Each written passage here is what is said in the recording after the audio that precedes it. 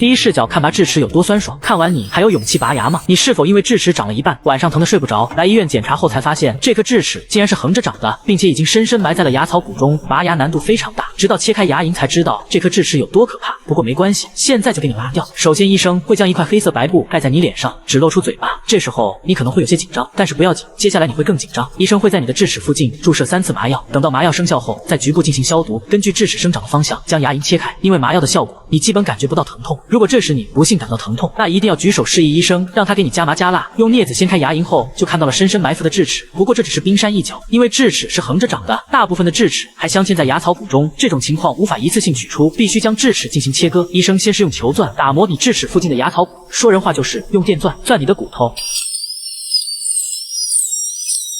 這個過程看似很疼，實際上也確實是很疼。不過這時你感覺不到疼痛，只能聽到電鑽聲，整個頭皮都被鑽得麻酥酥的。打磨好牙槽骨後，也不能直接拔出智齒，因為它生長的位置比較刁鑽，要把牙冠和牙根切開，把智齒分為2部分取出，用鑽頭在牙齒上反覆切割，